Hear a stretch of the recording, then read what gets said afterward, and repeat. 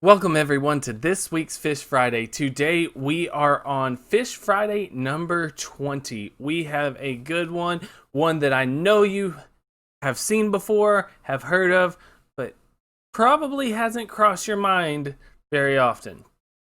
This thing is big, this thing is beautiful, and triangular, or I guess more diamond. And the fish we are talking about today is the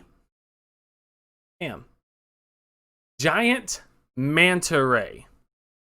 Here's another picture. Not sure if this is a giant manta ray, but I don't know enough to say no. But, you know, this is what a lot of pictures people see. Here's another picture of one. We'll get into that. And this is about the best looking picture I can get. So, giant manta ray, or as Blaziken calls them, Monty. Giant manta ray. The scientific name is Mobula birostris. It's kind of difficult for me to say. Mobula birostris. Kind of out there. It is part of the family Mobulidae, which is giant pelagic rays. So, that whole family of rays, they're not the stingrays that they don't stay on the bottom of the ocean floor like most stingrays do. These stingrays are actually up in the water, swimming around, traveling, looking at the sights, just traveling the world, just living their best life. These have a worldwide equatorial distribution, meaning that, you know, they are found all around the globe in every ocean except for the Arctic and any ocean that doesn't have any parts in the equatorial zone. Now, they will go up into colder waters, but it's more just forays. They're not living in those colder waters. These are massive, though. Absolutely enormous, and people don't really think of how big they are. These can grow up to 7 meters across. So from, let's go to this picture will be 7 meters across. So that's wingtip to wingtip. That's about 23 feet across right there. They weigh, when they get that big, about 3,000 kilograms. 3,000 kilograms. So about 6,600 pounds. This thing is hefty. You don't realize how heavy these things are because they look so thin and they're light, but they're all muscle. But you know, we were talking about the size.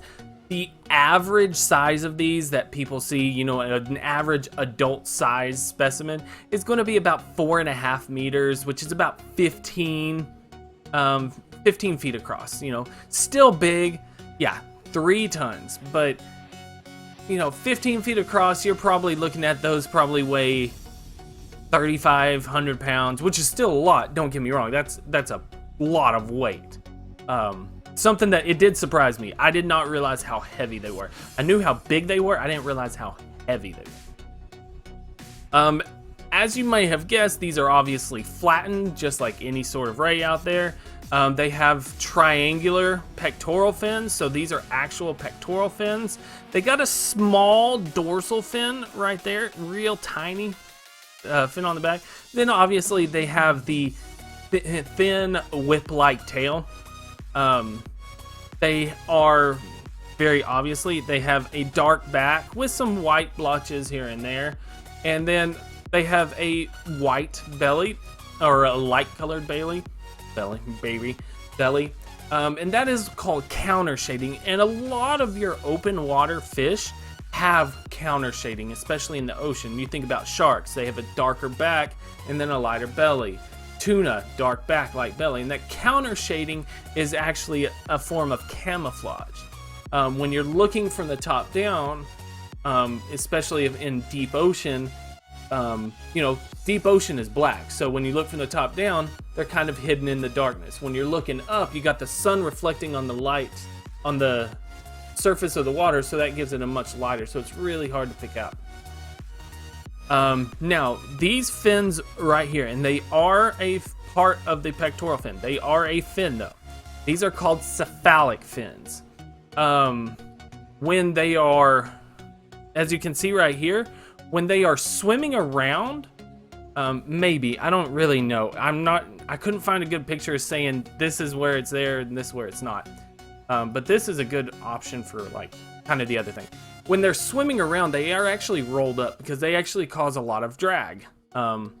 So, you know, you want them kind of out of the way when you're trying to swim around and get from point A to point B. They flare out, which is probably what these are. They flare out, or see, this looks like it's traveling. This one looks like it's traveling. So maybe that's kind of how it looks, but they go out when they're actually trying to feed, and that is what is channeling the water into their mouth.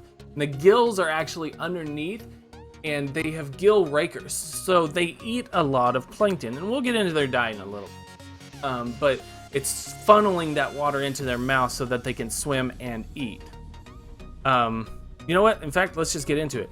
It was previously thought that 100% of the diet of the giant manta ray was filter feeding, and I think we have a short video of a manta ray swimming with its mouth open, and you can see it's circled around. It's funneling that water into its mouth, and the plankton will get caught on the gill arches. So it was originally thought that 100% of their food came from this. However, in 2016, it was found out that it was only about 27% of their diet actually came from that feeding, that filter feeding. That's about 27% came from plankton. And it turns out that 73% of the diet is actually your deeper water organisms like fish, squid, maybe, anything that's kind of out of the water, but much deeper and bigger. So I imagine what happens, these things can swim pretty good. They're very maneuverable. I imagine what's happening is they're finding a school of fish and putting it into a tight ball, and then swimming through with those fins of theirs, funneling the fish into their mouth, and then they just kind of swallow it whole. They do have teeth, only on the bottom. They have 18 rows of teeth, actually. They're much farther back in the throat. They're not chew and bite teeth. They're more, if you get in my mouth, I'm gonna crunch you sort of teeth. And that's actually pretty common of most stingrays. Most of them actually have teeth, but in fact, most stingrays can actually hurt because they're eating lobsters, clams on the bottom. So when they suck something up, they gotta crush those shells. Now going into the reproduction, manta rays they have live birth. So what'll happen is the male will start swimming up. If the female decides that she likes it, they'll actually swim together. There is internal fertilization. So when the sperm is deposited, the female keeps it and the eggs are actually hatched inside the oviduct, so in the reproductive system. And because they don't have umbilical cords, they actually it's an egg, and you know those mermaid purses that people see, that's a type of shark or ray egg, and basically it's that, but inside of them. And after they hatch, the pup, and remember, a baby ray is called a pup. When they hatch, the pup stays in there, and the female, the mother, has to what is called buccal pump oxygen into the ovary so that the baby doesn't suffocate. And now for food, there are little there's a secretion inside the oviduct that the manta ray has that the baby kind of feeds on, kind of scrapes off and feeds on. Now going into the size, and this is where it's really interesting as far as the reproduction goes. After about 12 or 13 months of gestation, and remember humans are between 9 and 10, after 12 or 13 months of gestation, a live pup is born. Usually one, but sometimes two. But a live pup is born. The pup, the baby that is born, is 1.4 meters, so about 4 feet 7 inches across. That wingtip to wingtip and they weigh about 9 kilograms, which is about 20 pounds. So 4.5 feet wide and 20 pounds. That's a big baby. Something interesting to note, just a little fun fact, they actually have one of the largest brains in the fish world. They are actually about 10 times larger than a whale shark's brain. So, whale shark doesn't have exactly a small brain, but they have 10 times the size of a whale shark. It's been theorized that these might actually pass a mirror test, which would indicate some sort of self-awareness, that these are self-aware of their individuality. It's not been shown, but it would be really neat. Now, these are threatened. They're not quite endangered, but they are threatened. They are harvested actively, many times illegally and sold on a black market trade, but also legally as well. The gills fetch a high price in Asian countries. The meat is actually supposedly incredibly tasty. They're not that difficult to catch. They can outswim sharks and things, but they can't outswim a boat. And they're so big that it's hard to miss these things. And an issue with that is, they only give birth to one pup. But they only give birth to one pup every 2 or 3 years, so an extremely slow reproductive rate.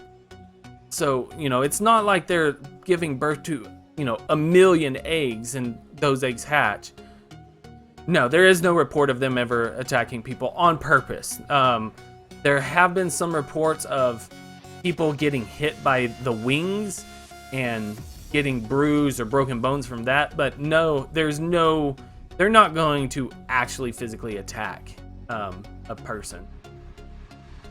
But anyway, what I was saying is that because of their very low reproduction rate and how long it takes them to reproduce, every time you remove a fish, it is, causing a major reproduction deficiency in the population. So, we like to give a little bit of that, but all right. Thank you guys. Do you think the size of their brain has to do with the long gestation? No. Reproductive strategies, Goblin, animals kind of have 2 reproductive strategies. Humans fall into one, many fish fall into other. When you have reproduction, you usually have, there's multiple strategies, don't get me wrong. Reproduction strategies, you either have an absolute ton of babies, or you have one, and you have one big one, and you put everything you have into making that one the biggest and best in the ocean, or on land, or whatever. So, this baby is getting born. It is 1.4 meters, 4 feet 7 inches across, and 20 pounds. That's a hefty baby, and they're immediately left alone. But there's not many things that are going to quickly eat that, compared to like really small baby fish that is, just like little bitty popcorn. That's the thing about turtles. Everything in the world loves turtle babies. That's just fact. Everything in the world loves to eat turtle babies because their shells aren't hard. It takes a while for a shell on a baby turtle to actually get hard. You can take a baby turtle and go like this and literally pop it. So it's literally a popcorn chicken for people. But, this thing has said, I'm not going to have a lot of babies. I'm going to have one big baby. Now, there is some data to suggest that brain size does lean more towards one, fewer reproductions and fewer babies compared to I'm going to have just as many babies as possible, but I'm not comfortable making that distinction as there. I think the brain size has to do more with their migration, the fact that there does seem to be individual recognition between the species, things like that. Plus, they have very big eyes. As you can see, right here. Usually eye size has a lot to do with brain size because of the ocular cavity. But thank you guys so much again. I really appreciate it, and I hope to see you again. Please leave a like, comment, and subscribe. If you do, I would really appreciate it. Please leave me some suggestions for what you'd like to see. Don't forget to check out our other series, Hurt Monday, where we talk about reptiles and amphibians. Both of these days are the best. They're my absolute most fun days by far in the week. As you can tell, I haven't put up any gaming videos in quite a while. I enjoy doing these much more. But thank you guys so much again. Please take care of yourself, take care of your loved ones, and